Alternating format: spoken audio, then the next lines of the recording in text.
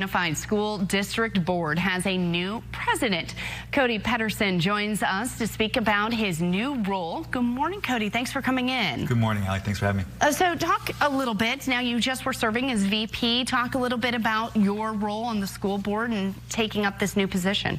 Well, first of all, let me congratulate you on your new digs. This is awesome setup. So I'm very proud of the work you've been doing and of the new facility. So, yeah, it's exciting. I've been serving under President Hazen for the last year and learned a lot from her. She is very detail-oriented. She's the kind of leader that always makes sure at the end of the meeting, what are the takeaways, what are the deliverables, what's the timeline, who's responsible. So it's been a great experience, but I'm excited, and I think the district is in a great position right now. Yeah, talk to me a little bit about what the district is facing for the 2025 year here, because there are a few things, and I would imagine budget is at the top of the list. 100%. So we started with projections last year of $176 million deficit.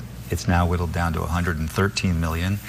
We hope to take the vast majority of that through central office reductions and really limit the impact on sites and keep any reductions out of the classroom. And so for parents and students, we hope to see no classroom impacts on this. And we just actually got our data from our early retirement program that we offered. We estimated, the group PARs that we worked with estimated 750 folks would take that early retirement. We got 965. So we will almost certainly have to make no or very few layoffs. Sometimes there's particular kinds of service where we're reducing, and you may see a layoff or two, but very few. We will be managing this through hiring new people rather than having to let people go. So we're very excited about that. And for our retirees, they'll be starting a new phase of life. So we're excited for them too, and we're thankful for their contribution. But it allows us to not have to let early career educators go who are just building a career and building families. So. And talk a little bit about some of the other items that you guys will be looking at here this year. Yeah, so one of the things we're working this year on our goal number 1, which we developed last year through student outcome focused governance, which is student wellness, not just social emotional learning, but actually our students well. And you're a parent of 3 children, and I'm a parent of my Bordeaux and Sequoia are here today. So for me, the most important thing as a parent and as a school board member is you want your kids to learn, you want your kids to be prepared and be prepared for careers and to find fulfillment for themselves in life. But more than anything, when you drop your kid off, you want them to be well. You want them to be loved. You want them to leave at the end of the day feeling like they matter, feeling like they were listened to and that they belong. And so we'll be one of the first districts in the country to develop real metrics around how we hold ourselves accountable to our students being well.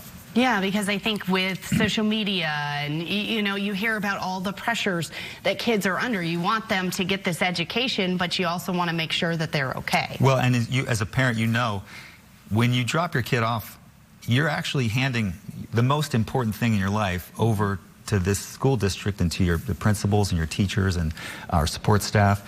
So that's really we want always to bear that in mind as educators, and for us as administrators, you have handed over to us the most important thing in your life, and we take that very seriously. And obviously, like you say, I mean, you've been involved with your children's career, and so I think that that's really important too. A lot of you are parents who are on the board, correct? Yes. And so, I mean, that plays a critical role in this and knowing what it is, what the focus should be, where you guys are putting the attention to.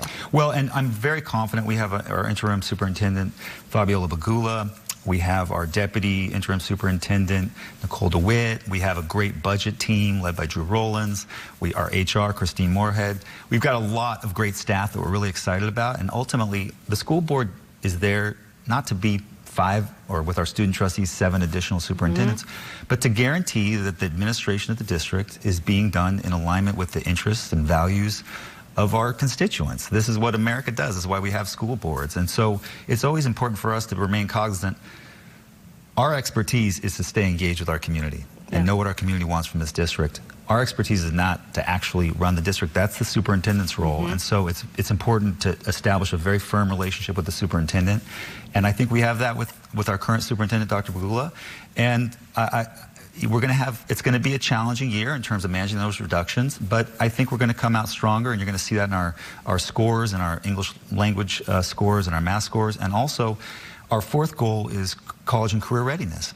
we are very focused on making sure that we get that handoff right, that when we hand these children and youth to the world, that they're prepared for a career or they're prepared to pursue a college alternative, whatever that be for them. And ultimately, you see each of your children is dramatically different. Even though they all came from you and your husband, they're dramatically different. And for us, we know each of our students is different, and we want to have teachers and principals and other staff that know individually your child and what they need, and we want differentiated instruction and differentiated pathways that address what your child needs. Cody, thank you so much for coming in, sharing some insight. I'm sure this will be the first of many conversations that we will have over the 2025 year. Thank you, Allie. And nice to meet your kids, too. Yes. All right.